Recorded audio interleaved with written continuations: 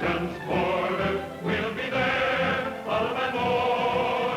In echelon, we carry on, boys, nothing will stop the Army Air Force.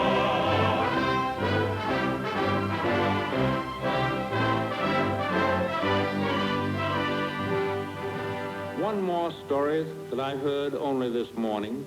This is a story of one of our Army flying fortresses operating in the Western Pacific.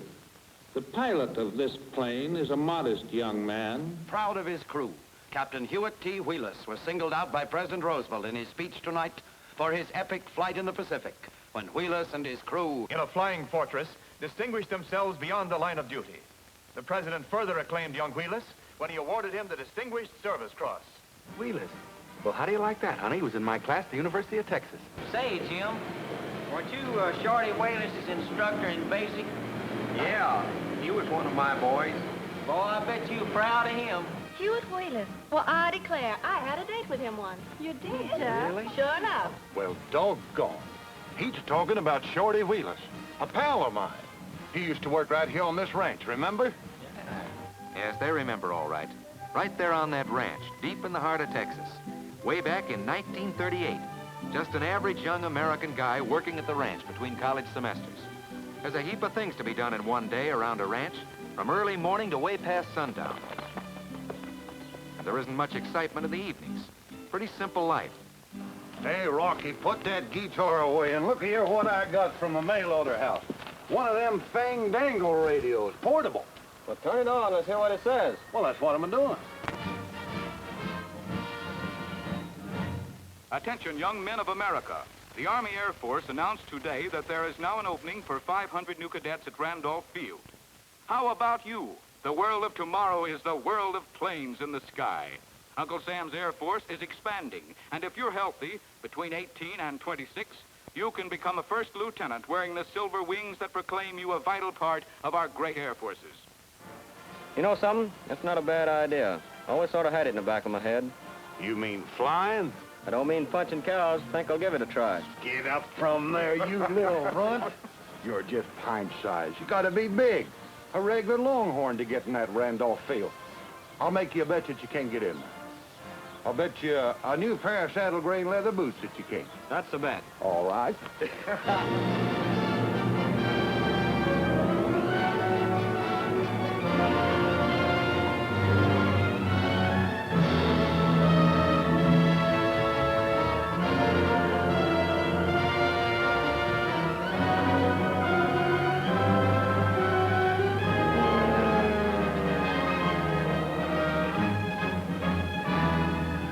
Well, on July 1st, 1938, Cal lost that bet.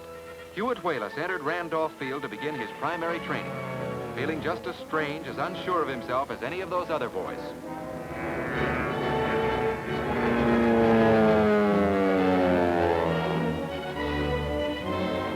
Think you can learn to do that, cowboy? I hope so. It might help if I could put a saddle on it. Well, good luck, Shorty. Thank you, sir. Hold up! Ho! Right shoulder! Ho! Believe it or not, there's Wheless and his fellow cadets. A few days make a lot of difference. And that uniform works miracles for a new cadet's confidence.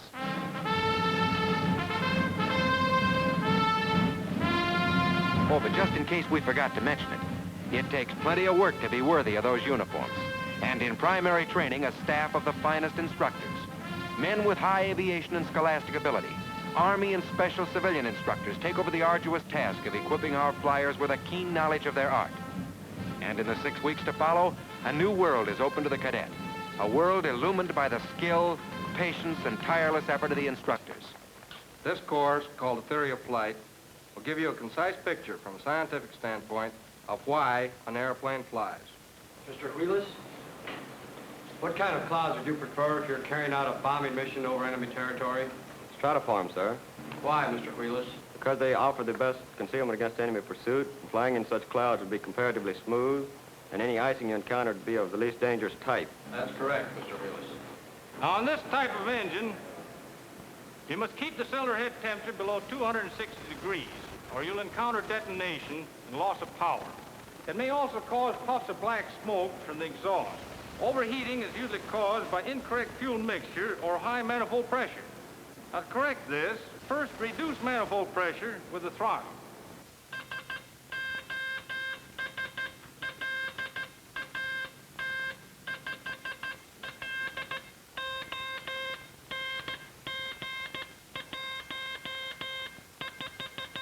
All right, men, read that back. SOS, latitude 5, longitude 15. Now that you've learned to read the sectional aeronautical charts, the next step will be to plan a few cross-country flights. Well, looks like they're on their way now. Probably a little nervous, but more than a little thrilled. Yes, they're going to fly. Going upstairs with their first flying instructor.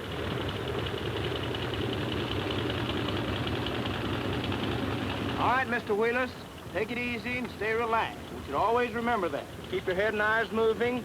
Look around. All right, hand on the stick. You've got it. Let's go.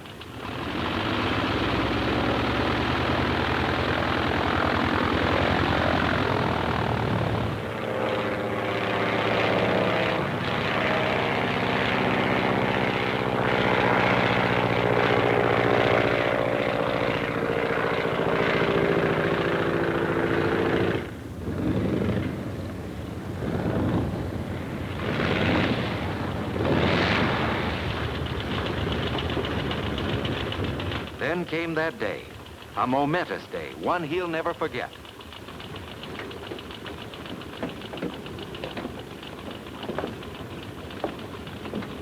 Shall I cut the motor, sir? No, don't you feel like you're capable of taking it around by yourself? Well, I want you to go around traffic. Come in with a three-point landing. If there's any question about your approach, your traffic, don't be proud. Give it the gun and go on around. You'll be on your own. Keep your head and eyes moving. All right, good luck, Mr. Wheless. Thank you, sir.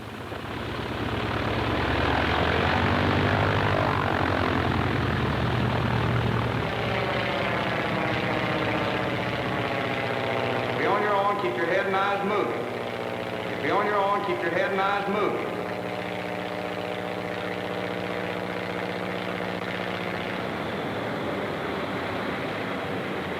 The cadets in those planes have now had 60 hours in the air alone. And those patient, hard-working instructors are now beginning to see results. Yes, those birdmen aloft are ready to leave the scene for another school to begin their basic training. Congratulations, kid. I'm glad you made it. Did you have a tough time? Well, you know, all that stuff you teach us in ground school really works in the air. Well, you'll remember that, and you'll be flying one of these pretty soon.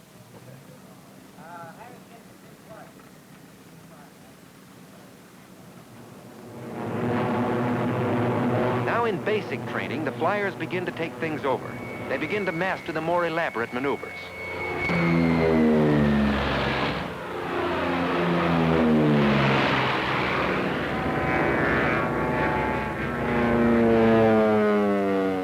All right, ease back on the stick, lose airspeed, producing a spin. Now you're spinning to the left. To recover from the spin, give it forward stick, opposite rudder, and opposite aileron. Center the needle, center the ball, check the airspeed. Airspeed 160, needle and ball in the center. Okay, raise the hood, please.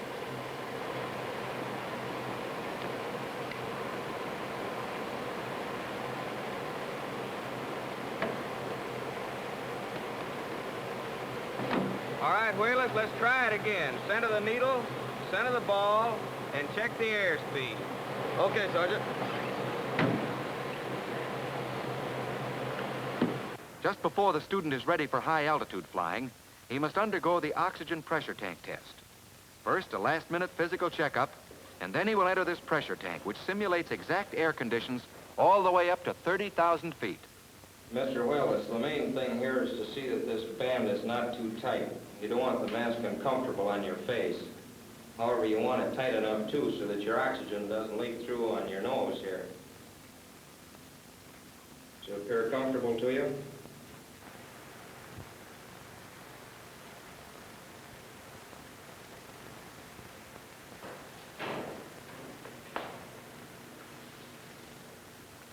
They're all set now, and when this door is sealed and the pressure starts mounting, Their reactions to high altitudes will be carefully studied. 10,000 feet. 20,000 feet. The last lap. The home stretch. That's what advanced training means. Those shining wings are just about within reach now. But not until the birdmen successfully pass their advanced classes in navigation, radio, and... Mr. Wheless, what type ship is this? Japanese battleship, sir. Mr. Potter, what class is it? Young Sheriff class, sir. Can anyone tell us why? Well, the identifying characteristic is the pagoda-like format. That's right.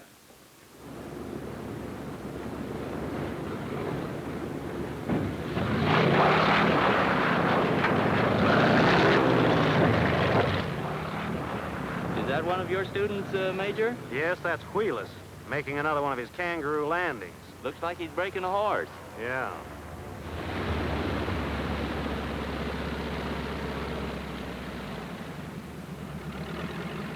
Not so good, Wheless. You had your nose much too low. Gave you a bad bounce, eh? Yes, sir. I don't know what's the matter. I just can't seem to get these short field landings. Well, now, you're not going to be able to pick your fields in combat. And remember what I told you. If you do have a forced landing, the first third of the field, nose high, and full flaps. Got it? Yes, sir. Okay, then. Now, get up there and give me a good show.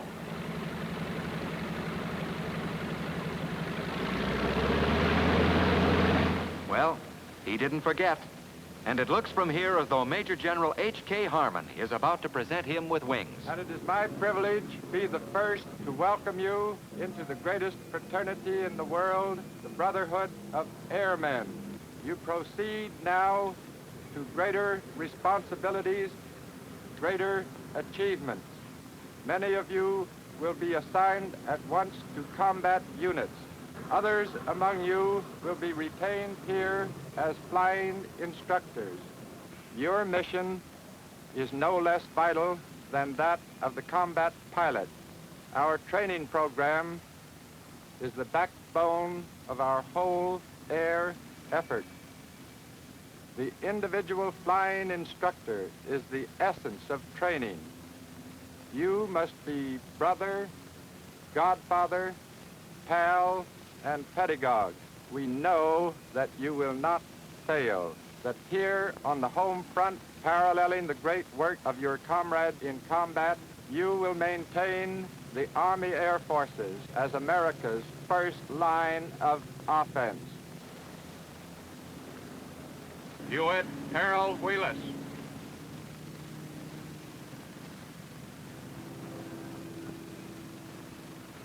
Yes, he got them all right. Bright and shining new, the proud symbol of the United States Army Air Force. Congratulations, Mr. Wheless. Thank you, sir. March Field, January 1941. And Dodo Wheless, now Lieutenant Wheless, takes his newly assembled combat crew up for a practice flight in the Boeing B-17D. 8 men, now a perfectly functioning team. An all-American team from every quarter of America. Pilot, Lieutenant Wheless. Co-pilot, Lieutenant Tabore. Navigator, Lieutenant Minaw.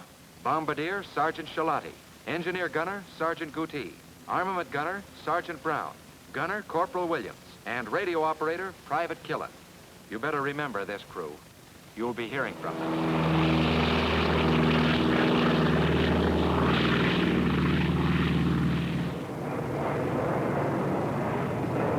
Well, looks like we're on our way. Excuse us, Tokyo, while we go into a little practice action. Gunnery practice on the tow target. Just get a bead on these boys. It's shooting like this that'll knock them on their axis. A little bombardiering a la carte. Pilot the bombardier. Okay, we'll take the target on the left. The one with the pyramid in it. Yes, sir, I see it. Cloverleaf pattern, drop 1 bomb on each run.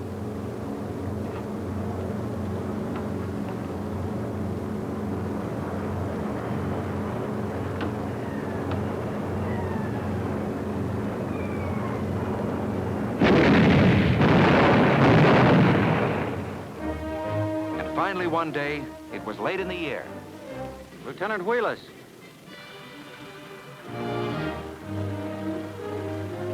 Yes, sir.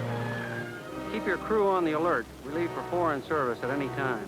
Boys will be glad to hear that, sir.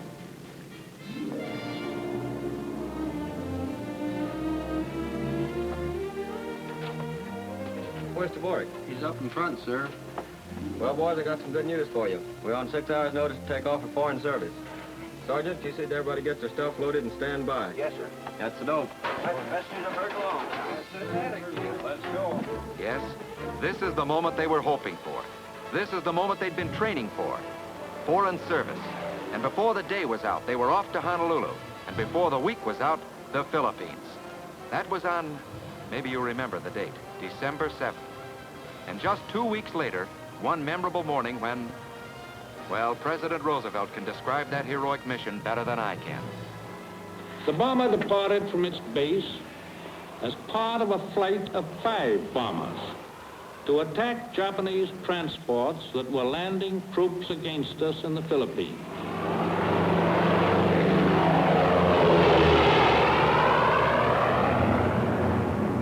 When they had gone about halfway to their destination, one of the motors of this bomber went out of commission.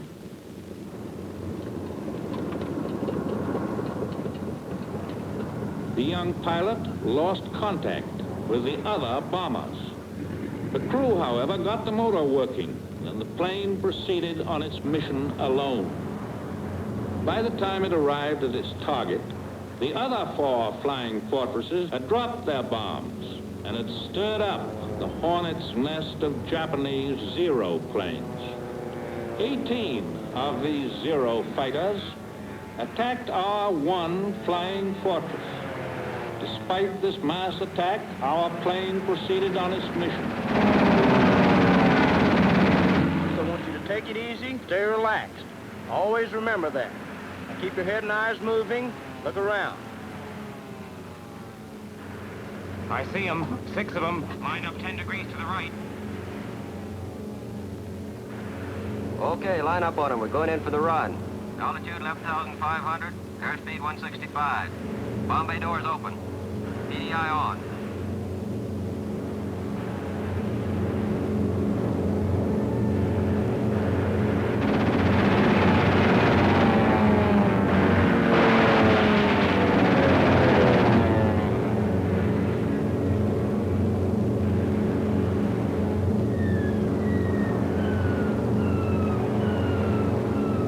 Bombs away.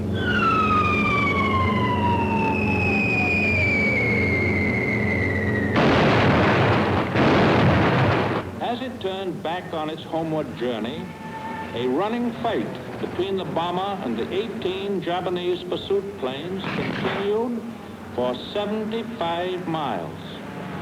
4 pursuit planes of the Japs attacked simultaneously at each side. 4 were shot down with the side guns.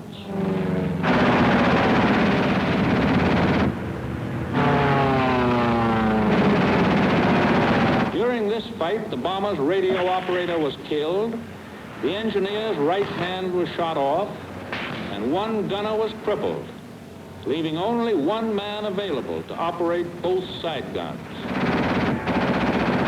Although wounded in 1 hand, this gunner alternately manned both side guns, bringing down 3 more Japanese Zero planes. Pursuit plane on tail. Rudder right, rudder right. Remember what your instructor taught you, gunner. For head-on shooting, center your bead within small inner ring. Target exactly on bead. While this was going on, 1 engine on the American bomber was shot out. Out of 11 control cables, all but 4 were shot away. The rear landing wheel was blown off entirely, and the 2 front wheels were both shot flat.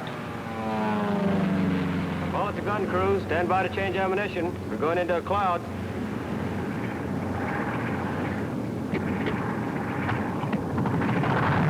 Center the needle, center the ball, check the airspeed.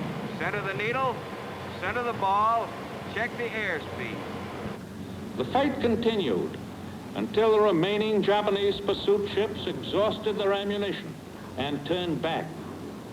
With 2 engines gone and the plane practically out of control, the American bomber returned to its base after dark. All at the crew. Prepare for a crash landing. you do have a forced landing, the first third of the field, nose high and full flaps.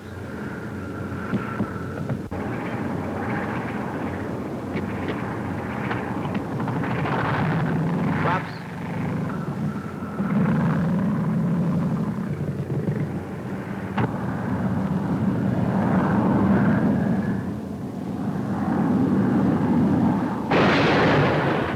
The mission had been accomplished. The name of that pilot is Captain Hewitt T. Wheless. He has been awarded the Distinguished Service Cross, and I hope that he's listening. Yes, Mr. President, Captain Wheless was listening, and so was his wife. In fact, the impact of the surprise was so strong that they hardly heard the clamor of the townspeople at the door.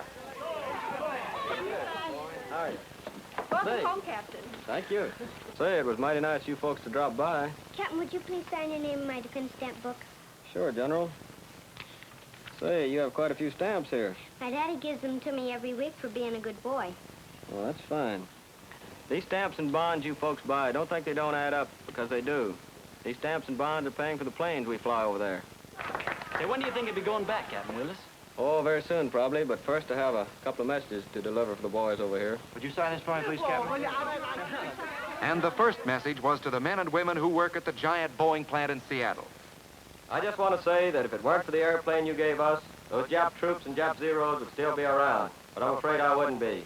Any plane that can dish out the damage and take the hammering our fortress took, well, that's a real plane. The men in my crew and the men in our crew are grateful to you and to all the workers of America for turning out the finest aircraft in the world. With these planes, we can outfight them. All we ask is that you continue to outbuild them. Get behind our great president and keep them rolling. We'll keep them flying, and when we start heading over Berlin and Tokyo, it's really going to be a picnic.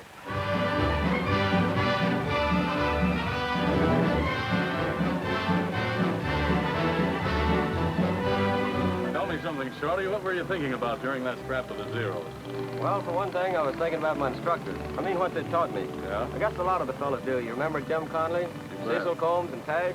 Got to see those fellas now. They're really kicking the Japs around. That sure sounds like music to me. Makes me feel a lot better. Well, I guess I'm due upstairs. So long, Bill. So long, Captain. See you later. So long. Good luck. So long, Captain. Say, where are you bound for? Shangri-La.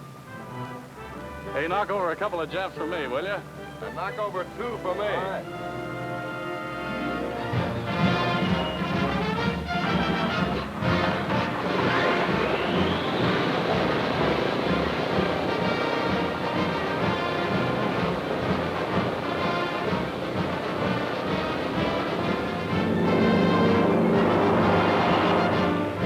Center the needle, center the ball. Keep your head and eyes moving. Look around. Nose high and full flaps. Voices of the past hovering over American flyers like a vast guardian angel. Those training instructors, although they remained behind, are always up there in the sky, guiding those boys who are smashing their way to victory beyond the line of duty.